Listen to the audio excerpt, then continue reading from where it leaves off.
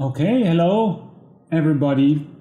This is the second day of the Pforest Hausdorff School on parallel adaptive mesh refinement algorithms and software. We just had the first session by Donna. Thanks again. We'll have the third session with Timo coming up after this one at 7 p.m. German summertime. And now it's my slot on theory, which means actually going into the logical concepts that are behind Pforest, the logic of algorithms, and primitive data structures. Before I do that, let me look at a couple of questions I got. First of all, a comment by Timo Heister. He will be using his tutorials within a virtual machine he has prepared using DL2 and Pforest completely installed already. So if you want to participate or replicate things that Timo is doing, follow some of his links in the Pforest GitHub IO webpage, please, to get access to his information. Let me pull up the browser. So would be here, right? We have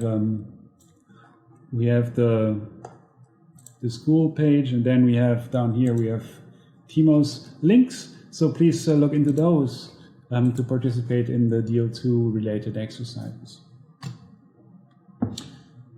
Then, of course, what if you want to contribute to Pforest? This happens sometimes, of course, but the best thing is just to talk with us what you want to do, since we have some ideas what we want to include and where to put it. So, of course, we welcome Pforest additions, but it's usually most efficient if you just communicate with us until we're both clear on what's going to be the new feature. I also want to thank a couple people. First of all, thanks to Susanne Lonsky, who is our local administrator for this school in Bonn. Thanks, Susanne, for setting up the applications portal and keeping track of people and helping out with registrations and emails and posters and web pages. So that's highly appreciated. I'm happy this worked so well. I would also like to thank the two people who made the videos that I showed yesterday. The Japan kind of mock-up simulation of the earthquake was rendered by Greg Abram at the Texas Advanced Computing Center in 2012. Actually, Greg won the visualization award for that video. So thanks, Greg, for working with our data. And the video I showed on the crystal growth was made by Arthur Guité, back then a student with Frédéric Guibou at University of California, Santa Barbara. So that's one of the nicest videos I've seen using Pforest. There are many other nice ones, but thanks to Arthur for that.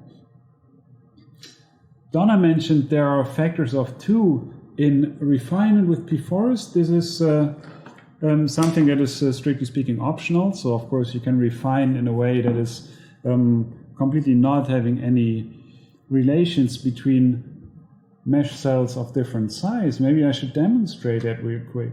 So let's go here.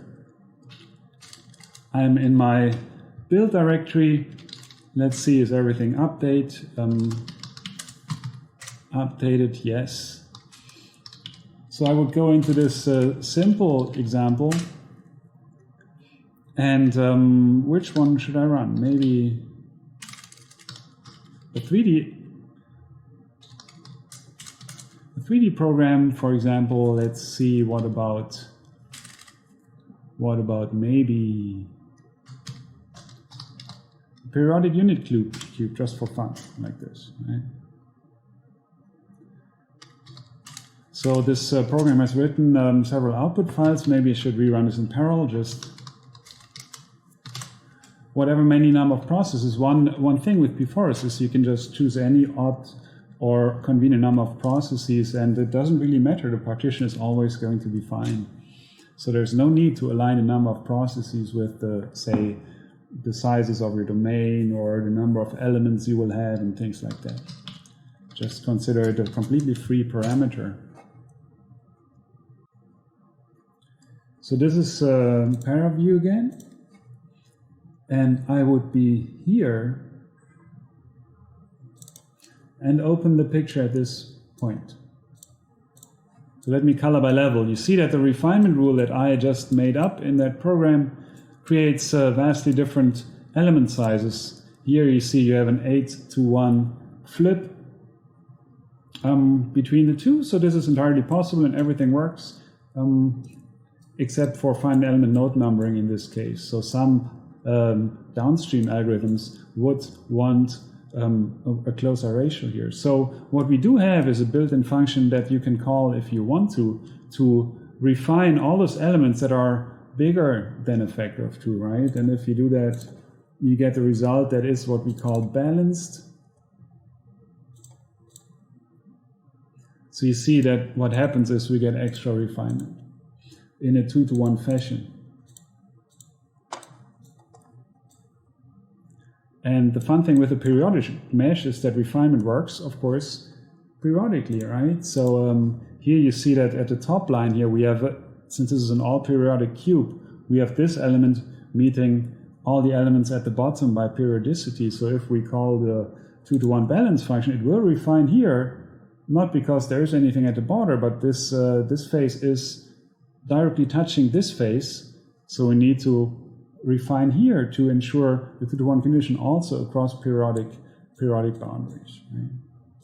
So if you were wanting to write a 4-to-1 simulation, you could create a similar algorithm. You could also just kind of tweak it with minimal effort, in the sense that you would just refine any cell that has an odd number, an odd level, right? So if you can just call refinement, you can call 2-to-1 balance if you want, and then you can call refinement again and refine any cell that has a level that is odd, like 1, 3, 5, 7, and you will end up with a 4-to-1 balanced mesh, right? So that's actually an easy exercise if you feel like it. Just write a function that calls 2-to-1 balance and then calls refine, and refines every odd level element, and you will get a wonderful 4-to-1 balanced mesh. So I would actually really like to see some of those examples. So please go ahead.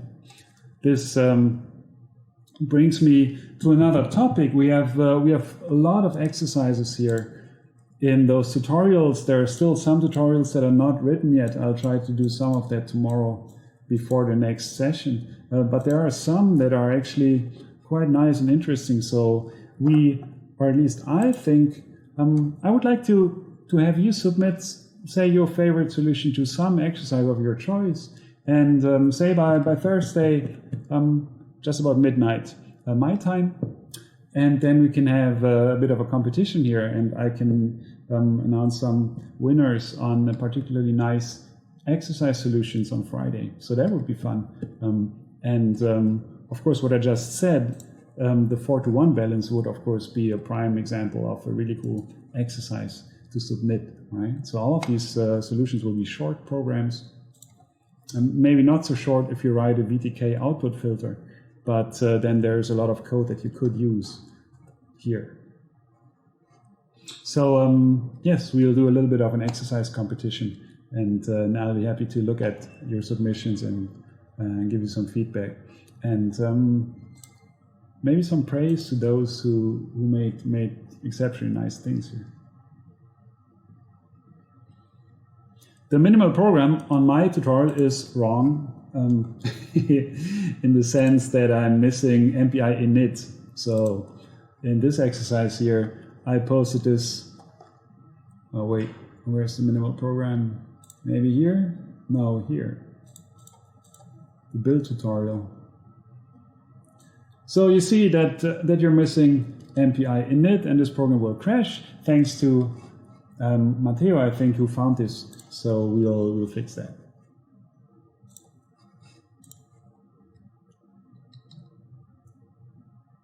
There is a question by Yanming Liu on finding cells. So if you can actually read this in the comments here. So if they say if you want to use Pforest as a library for an immersed boundary method, for example, and then you want to find cells or points to interpolate, and these points may be outside of the local elements, so they are outside of the partition. Then we want to find them and figure out which process owns which point, in the sense that we define ownership of a point as being ownership of the element that encloses the point.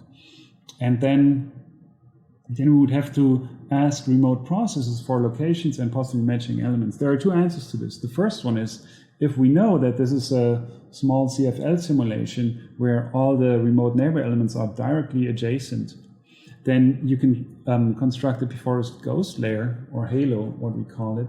There's a tutorial here, this one. And you can construct this. We have a function to construct a halo or ghost set of elements, including all the metadata. So for each ghost, you get the number of this ghost on the remote process and the tree number and the owner process. Right? And then you could run a binary search for your points in this ghost layer until you find your location. Why actually binary search? We thought, how do we find points in a geometry? This is a three-dimensional problem, but that's actually something I'll go into later. And the second answer is, if you have a large CFL simulation, which is, for example, the crystal growth simulation I demonstrated yesterday, is a CFL up to 100, right? So the ghost layer is not going to answer your question on which process owns which points. For that, you need a separate functionality, which is called generalized search. So this will be covered in the upcoming search tutorial. And we have a routine where you can have an arbitrary number of points, which don't need to be points. They can be generalized objects that have a shape or an extension or properties to your choice. And for each of those, you can efficiently find all the processes that overlap in a geometrical sense. So for example, you could find all the points in this immersed boundary method in just one call to this function. And for each point, you will either get the local information, which local element, if it is found locally, or you would get the process number that can answer your question. And then you would send messages to this exact correct process for each point. Of course, you would aggregate these messages for all points that go to some remote process, and then that process can receive and answer the questions of location. If you're interested in this search functionality, which I think is really valuable for this kind of generalized method, please look at more examples. So the Pforest webpage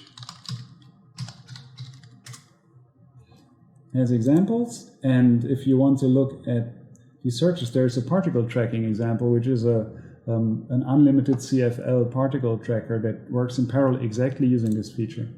So if you want to go to this one,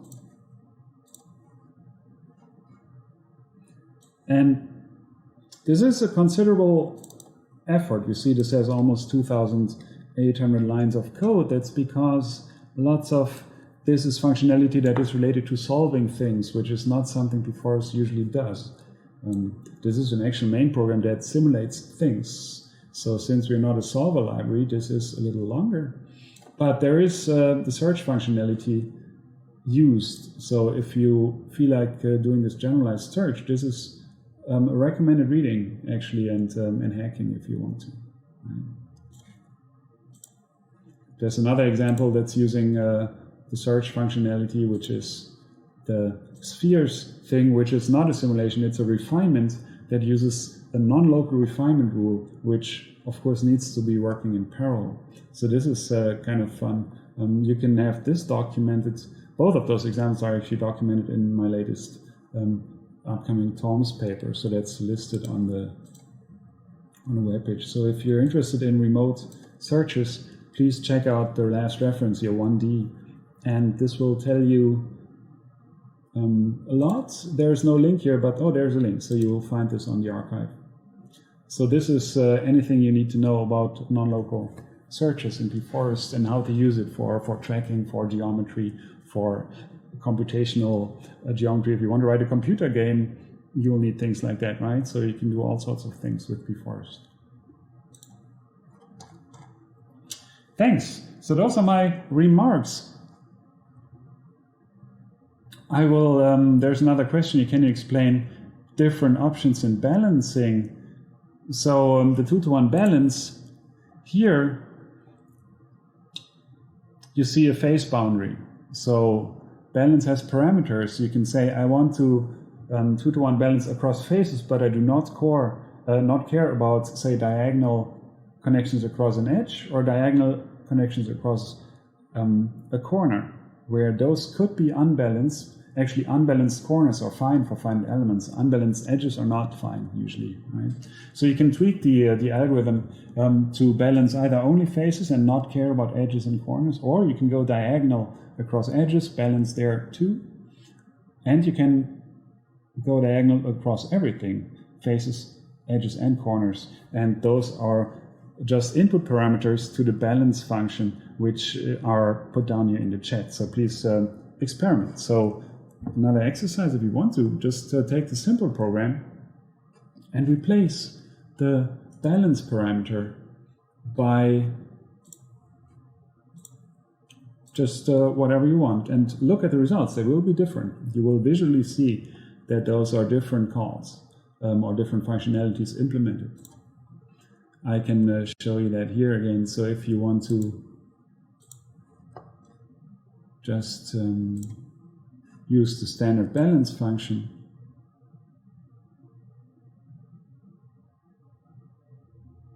here, that is the parameter, right? So just use a simple program, change that parameter, look at the results, and you will see exactly what's going on.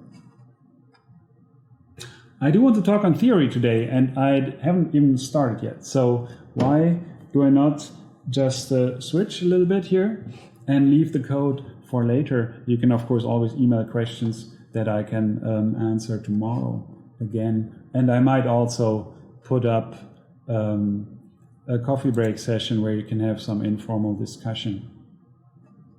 Yes, I am recording this presentation. Thanks for the question. This is something I can put up on YouTube later. Okay. What about theory?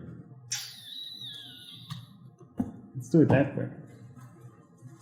I hope you can read this. I'm working with paper, actual paper.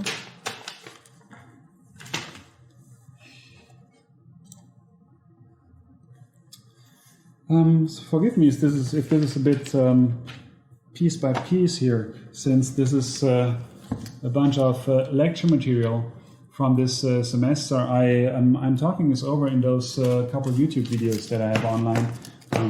I can make a couple more actually, thanks to Inga Trost, the student worker here who does sound post-processing of videos. So this material is covered there, but now I'll just go through some really relevant ideas. And please ask questions. I can't read the chat at the same time right now, so just use your microphone if you want to. I hope you can read this. If this is too small, you can zoom up my presentation window using this white set of arrows in the top right corner.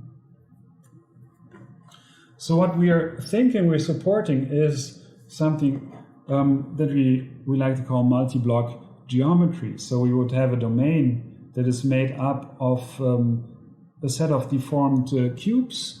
This is a 2D sketch, but of course this works in 3D. That is just sufficient to map the domain's topology. Say if you do a single square, you would use one of those blocks, right? And if you use a disk, Donna had a really nice mesh of disks, of torus meshes, which were using a certain small number of blocks.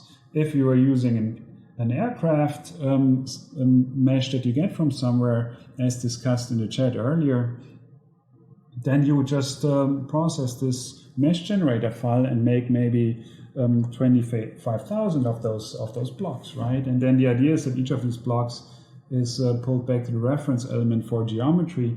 And in Pforest, we understand each of these blocks as the root of a recursive refinement structure.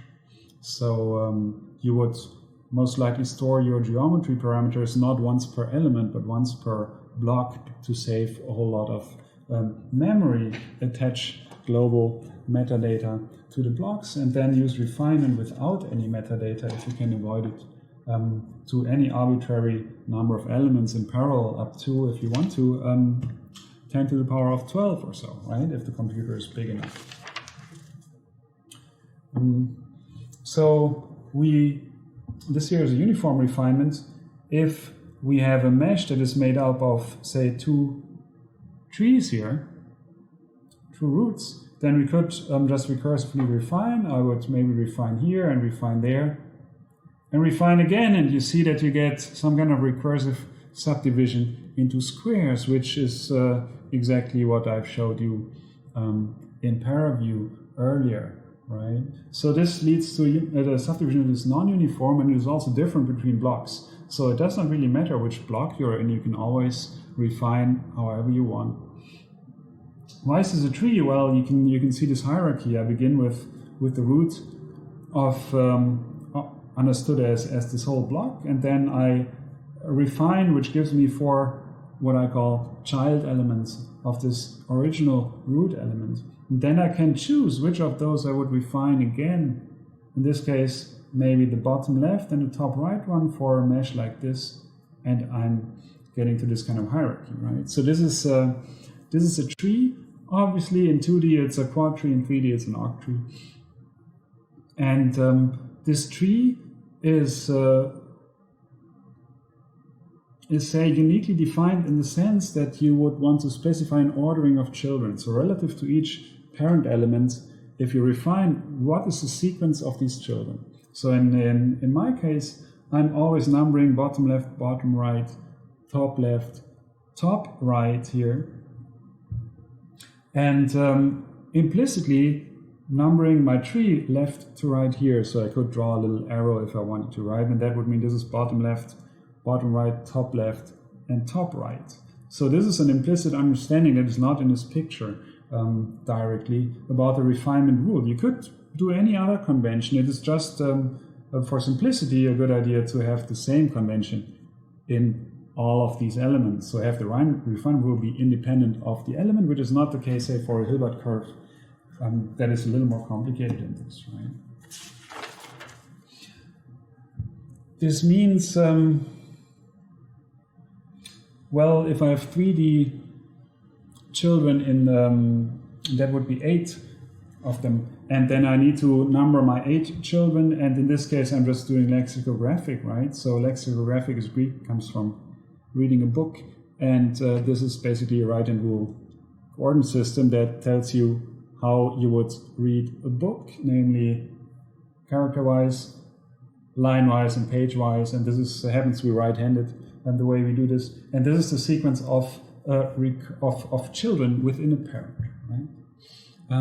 And you see that we can now decompose this by dimension. So this whole idea is dimension independent to a large degree. Why? Because the order of children always alternates in the x-coordinates. Say you have 0 is left, 1 is right, 2 is left, 3 is right, 4 is left, 5 is right, and so on. This means the child number is something between 0 and 2 to the power of d minus 1, in this case in 3D 0 to 7 inclusive. And if it's an even number, it is on the left, and if it's an odd number, it's on the right. Equivalently, in the binary representation of this child number between 0 and 7, the rightmost, the least significant bit, if it's 1, we are on the right-hand side of the parent. If it's 0, we are on the left-hand side of the parent. The decision if you're front or back relates to the y-axis, the second dimension. And that would be the second bit in binary. Why? If you have 0 and 1, you're front. If you have 2 and 3, you're back. And if you have 4 and 5, you're front. If you have 6 and 7, you're back. So if you divide this number by 2, and the result is even or odd, will tell you if this child is front or back with relation to the parent. And then finally, with the z coordinate, you would just divide the child number by 4, or take the and then do integer division, right? And either get the result 0, then you are bottom, or 1, and then you're top. So the dividing by 4 means right shifting by 2 bits in binary. And that means that the the third bit from the left encodes the z position, the second bit from the right encodes the y position, and the first bit from the right, the least significant one, encodes the x position. So you have this correspondence of bit position and dimension, which means in this tree we would write the child number, say here 0, 1, 2, and 3, in binary coordinates. And then we immediately have the encoding for each of these children if they are relative to the parent, left, right, front, or back. So here you see a couple examples. And why is this important? This is important in the sense that we can store an element as just some integer coordinate. So if we say we have a maximum level of refinement, the depth of the tree that we just choose for practical reasons. In Pforest 2D it's 29, for example, right? And then we say, okay, we need a 29-bit number in each coordinate to encode all possible positions along one axis. And then for each dimension we need a separate coordinate. So you would number of dimension times level many bits to uniquely define a position within my subdivided cube. In this case, if my maximum level would be 2, then I divide 2 times, which means I get divisions of quarters here.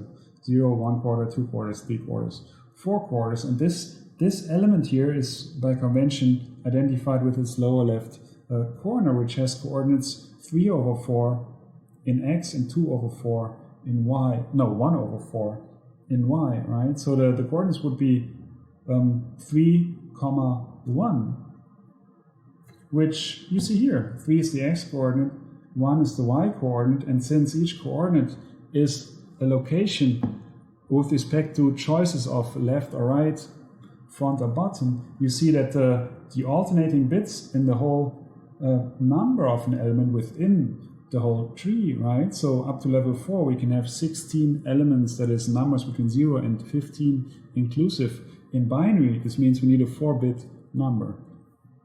In this case we get a combination of the y coordinate 1 and the x coordinate 3 by alternating the position in the bit string. As I said, the rightmost bit is x, middle bit is y, leftmost bit is z, but then we do this once for each level of refinement. So we would basically recursively have a 3-bit number for the first refinement, another 3-bit number for the second refinement, and so on. And each of these 3-bit numbers has the rightmost bit relevant to x. That means we stagger the x bits between the y bits and between the z bits. So that's the equivalence of this bit string and the coordinates. And this is all that we need to actually store an element. An element is nothing else than the lower left coordinate in integer space, where we have one binary number per dimension. If you look into the code, that's exactly what happens.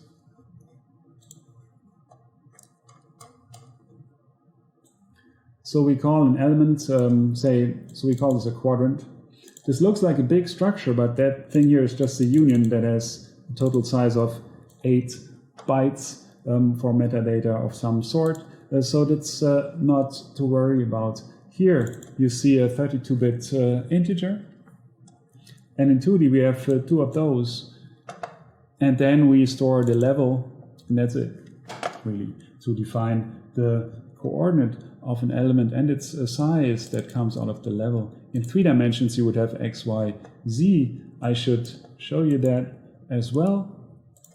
3-dimensional names are prefixed p8. So you see we have 3 of those integers, and that's it. So that's one element. That's why, including this auxiliary data, we use 24 bytes per element, which is really not very much. So we will be manipulating bits and coordinates in the future. That means, first of all, what is a valid element, for example? An element is valid if and only if it is a cube that is derived by a finite number of recursions from the root. That means an element like, for example, this one here,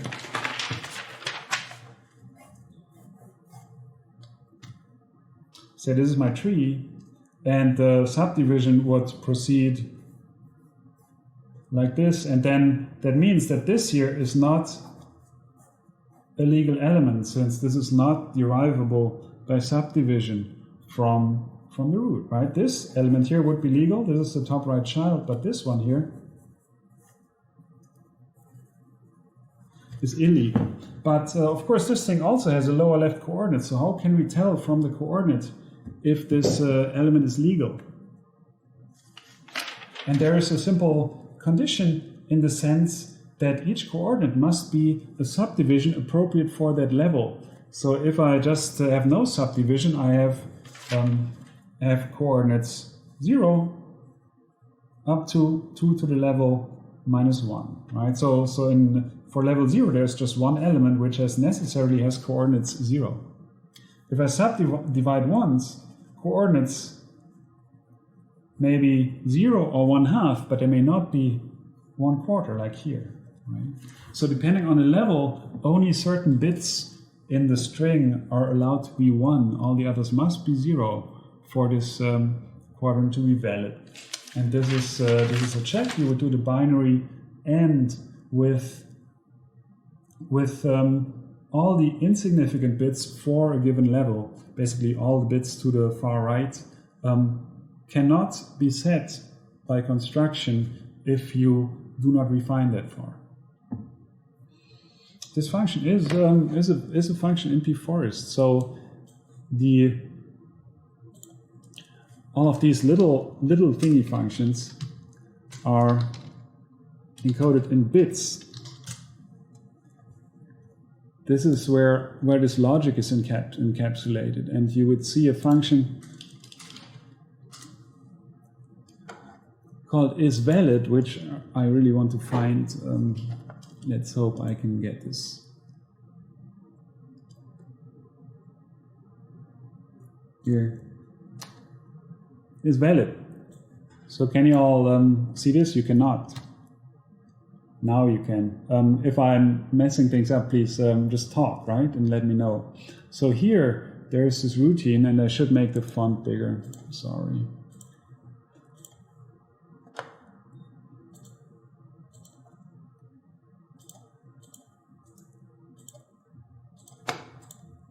So you see, all I do is for each dimension, I'm checking if the bitwise AND is 0 with exactly those bits that are not allowed for a certain level. The level is inherent in the quadrant structure, as I said earlier, right? So I'm accessing X, Y, and in 3D, I'm accessing Z as well. So you see, I'm compiling both the 2D code and the 3D code from the same source, just depending on one if-def here.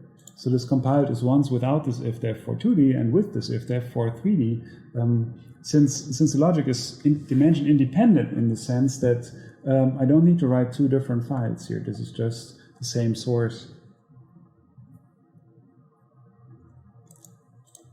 Yes, of course. You can also always get this code. Do I need to store this? Maybe it's a monospace font. Let's see.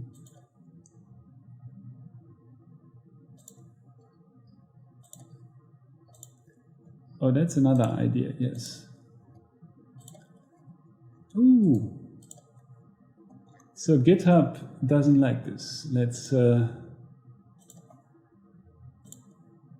scale this back.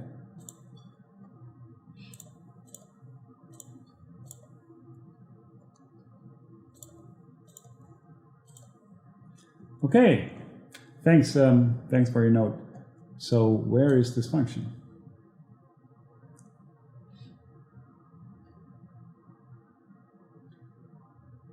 You will find it, right? It's called Pforest quadrant is valid. And you can check it and see if you can make sense of this bit convention.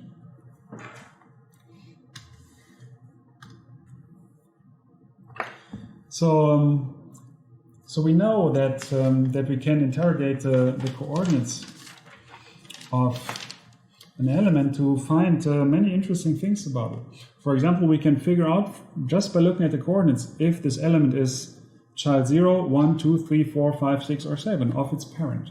Why? Because each refinement populates 3 more bits in 3 dimensions, and these bits are between 0 and 7, and that is exactly the ID of the child, the position relative to the parent.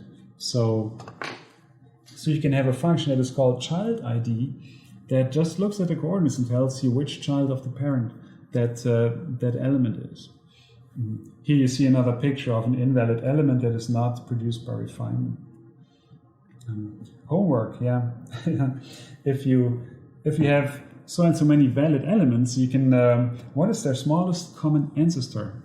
Each of these elements is refined recursively from the root. So at some point they all have the same ancestor, which in the worst case, if they are really completely disparate, is the root. But they may also have an ancestor, a common ancestor that is a child or a descendant of the root, right? So this is a function that you could write to challenge yourself. Then, of course, global algorithms are things that relate to changing all the quadrants that are local to some process according to some rule. We can refine, we can coarsen. I showed you examples of the 2-to-1 balance algorithm already, right? And they make use of many of these small functions that work on coordinates that I showed earlier. Search and traversal is related to this link I had to the particles in the spheres example and this paper. So if you're interested in using the Pforest as a search functionality, just having some binary tree on your domain and quickly and in parallel interrogate it, please look into these examples. So this is more about geometry. With Pforest, the domain is initially encoded as a set of tree roots, and what we need for all of these is a coordinate system. So we need to somehow say this tree root has an XY system at the lower left corner with the following 2 axes here. And we have to do this for each block, aka tree. And you see that some of these coordinate systems are just wonkily aligned, but that's just because this domain is non-trivial. It's just not mappable to a single cube. That's why we split this up, and each of these cubes has a nice enough shape, is well defined. Geometric distortion is not too big. The aspect ratio of these 5 trees is kind of fine. So this is a nice connectivity. One exercise would be to formulate this connectivity of trees to create our connectivity structure in Pforest, if you want to check out the tutorial on the connectivity. And the solution is in the code. It's called Pforest connectivity new disk. See if your result is the same or if it's equivalent. It could be different, but still perfectly fine. Just a different orientation, permutation, numbering convention.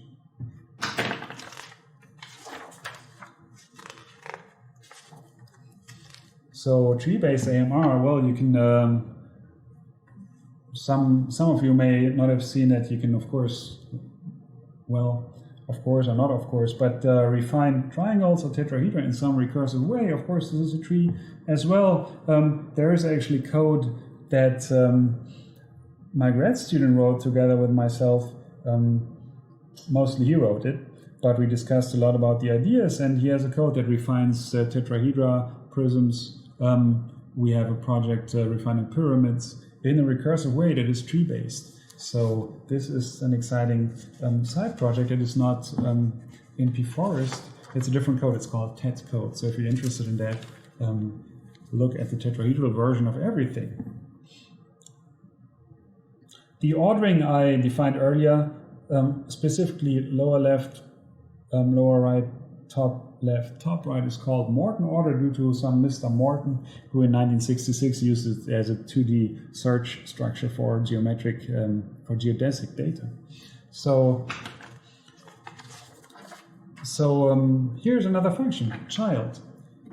Since each element is represented just by the coordinate and the level, if I want to refine it and find the child, it must take as input only the coordinates, the level, and the desired which child number, right? So in 3D we have we can input anything between 0 and 7 for the integer j here, and then the task is to modify the coordinates and the level to change an element into a particular child of itself.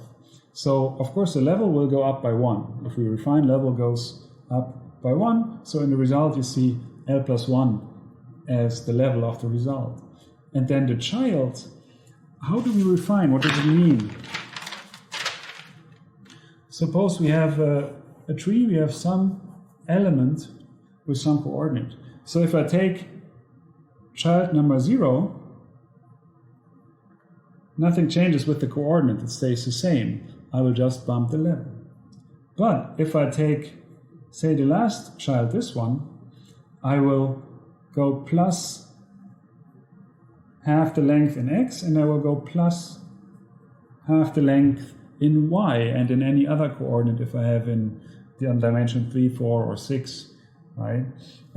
So the question is, how do I figure out which of the bits I will, or which of the coordinates I will actually add by h/2 and which I will keep the same?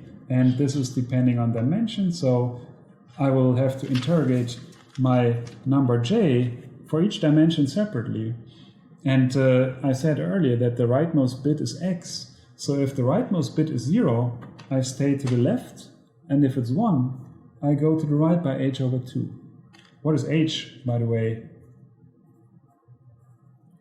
Simple formula, right? So for level little l being 0, h is the whole block, 2 to the power of l. For the level being the finest possible, then that would mean big L is equal to little l, 2 to the power of 0 is 1. So the smallest possible element has length 1. And the root has length 2 to the power of l exactly as we designed it in the beginning. And then h/2 is of course just something that I would shift by 1 to the right in this case, right? So of course I don't need to compute powers of 2. I will just use bit shift operation. I will left shift and right shift my bits. That means for each dimension separately here, so the dimension is I. I'm doing this separately for each. So xi is now I is indexing the dimension. In 3D, I would be 0, 1, or 2. I have 3 components of the input and I need 3 components in the output. So for the ith output component, I will just interrogate the corresponding bit in the child number by just checking if this position is set or unset. And if it's set, I move to the far side of this coordinate axis, and if not, I keep the original coordinate. Of course, in the code, I'm not dividing h by 2, I just do straight bit manipulations. And you can look at this function in the code. It's called Pforest child, and just read the code, right? And you will see that this is exactly what we do. You can go reverse. Taking the parent is actually easier. The level goes down by 1. We take L minus 1 as the result. Parent means no matter which of these elements are the input with all different coordinates, the result is always this one. So that means I have to move the coordinates towards the lower left corner of the parent. And this means I don't even need to know the child number of the input. All I need to do is to clear the h/2 bits. So I have to remove any bit at the position h/2 from each coordinate to make sure that this bit is, if it's 1, change to 0, so I move to the left. And the bit is nothing else than the bit that is big L minus L from the right, so is from the left, right? So this is no, from the right. Okay. So to get the parent, I just have to remove bits that are 1 possibly or 0 and make sure they are 0. So you will find the quadrant parent function in the code. Here you see how I do this. So there's a tilde h. If you want to remove a bit with binary operations, you would create a number that has exactly this 1 bit set you will take the binary complement, which has all ones and a 0 where this bit was, and then you do a binary AND, and the 0 will actually force the bit of the result to 0. Right? So with this bitwise operation, you get the parent, and there are many more functions that work on bits. You can get a child ID, root, child, parent. You can get ancestors. You don't need to get a child of a child of a child of a child. You can just take an ancestor or descendant by just doing a larger number of bit changes in the same function. Exercise: how do you get a number maybe like this, right? So there you would something like this, and that's the number you get. When any of you program microprocessors, all you do there is set and unset bits doing this kind of logic. So I'm nearly out of time. This is going really, really fast. But there are more functions, again, like sibling, which is an element at the same size, but with a prescribed child number. And all of those are bit operations, right? And I'll walk you through these more slowly in those YouTube videos that I have online and that I will actually extend upon. This is ancestor function. For example, you can check things. You don't need to always modify things. You always need to check certain properties sometimes, right? So if the question is this given element an ancestor of that given element, then we get as input two pairs of x, the coordinate vector in integer space, and the level. And then the challenge is to write this function that answers yes or no. And its ancestor is transitive, right? So you can have an element that has some ancestor, and the ancestor of that element is naturally an ancestor of the first one. Things like that. And this can be expressed with bits where I can't really go through. This is just a proof about transitivity of this operation, for example. Right? So this is in the lectures. What is important to know is that this vector of x's it's still a tuple, right? But if we transform it into this bit string that has the high z bit, the high y bit, the high x bit, then the second highest z bit, the second highest y bit, the second highest x bit, and so on, all the way to the right to the least significant z bit, least significant y bit, and then least significant x bit. Then we have a string that is in 3 dimensions 3 times longer than the number of bits in each coordinate. And that number is in itself a binary number or just an integer, right? And this integer is between 0 and 2 to the dimension times max level minus 1 inclusive.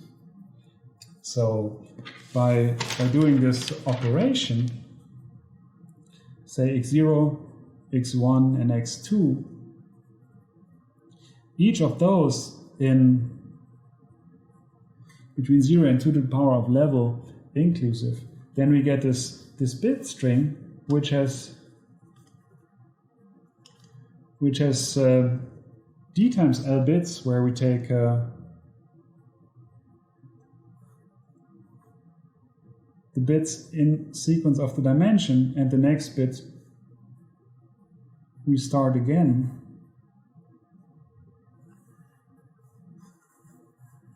Like this, right? And each pair of 3 is the child ID of the respective recursion. So this is the child ID that I was using when I refining from the root to the first, the next smallest element that is still an ancestor of this whole element. And then this set of 3 bits is a number between 0 and 7 again. So this is the number of the child in the next refinement, and so on. I go all the way down, meaning that this long bit string encodes big L many child IDs, which is equivalent to a refinement history that leads me exactly to this coordinate. So this number lives in its own space. You can you have a space between 0 and 2 to the power of d big L, which you can just enumerate, you can count. And this is a sequence of elements that is a total order. You can now compare elements by this sequence number. You can sort points, coordinates, elements by this sequence number relation, and you can basically just do whatever you want on a one-dimensional structure, right? If you want to partition all your elements, all that is needed to do is to have all these elements and understand them as integers in the space between 0 and 2 to the power of d times L. And then I would just chop off this range of integers into equal pieces and give each piece to one process for partitioning. So partitioning, for example, follows from this sequence ID and is basically a one-dimensional function. Right? Partitioning is completely not related to geometrical positions, at least directly, of the input elements. All I care about is the sequence of elements and how I can subdivide it and move it to different processes.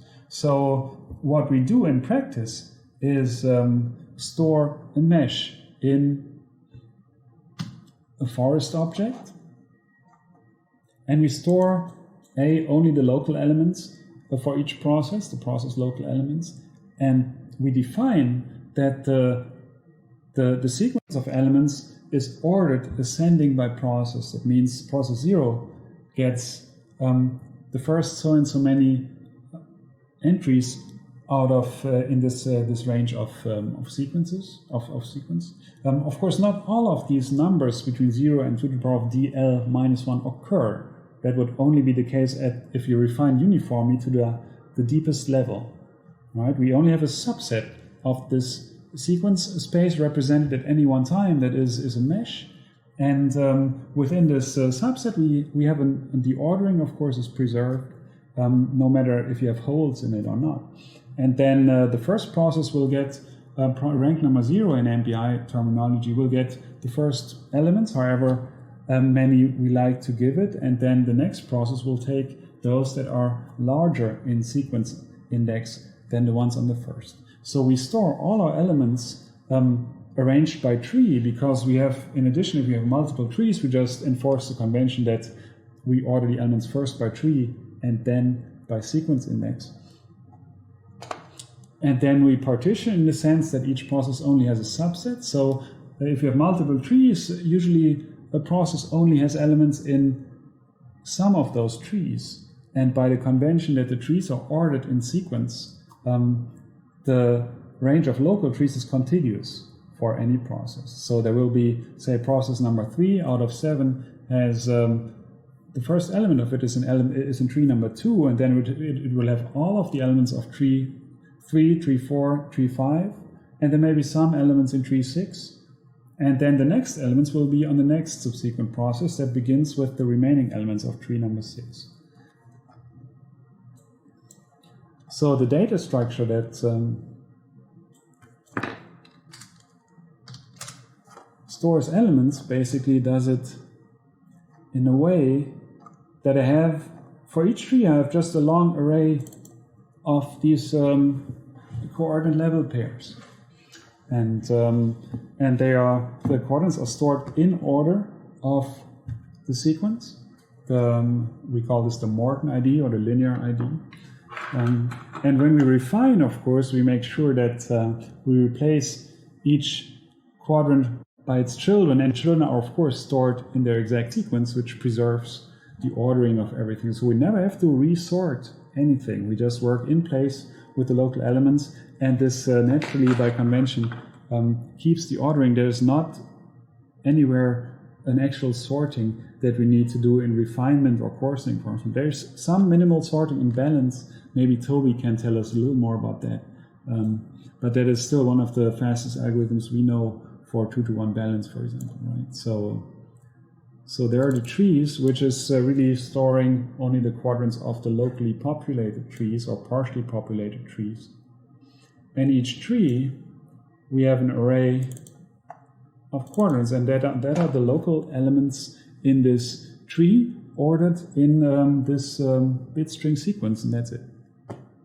So those are the leaves of the tree, and that's pretty much all we need for local storage. There are more data elements to encode the partition, which is really important. The shape of the partition, the geometry of all the partition boundaries can be encoded cheaply. But that is something I will have to discuss next time. So if you feel like it, you can actually check out the Pforest new function. That is a bit bigger, but only because there are various combinations of input parameters that all need to be respected. So if you reduce this function here to the case that min level is something, that fill uniform is true, that's important because that disables about 3/4 of this function, and that the rest is just what it is, and then you will see how we create a partitioned first mesh that is uniform but partitioned no matter how many processes or how many trees you have in a perfect way. So tomorrow I will talk more about high-level algorithms that work on this structure to have a local view of refinement, of coarsening, and then what is partitioning, how is the partition encoded, how can we change it, interrogate it, things like that. So with that, I would like to close today's lecture, and we'll be happy to take a couple questions before we can move on to the next speaker.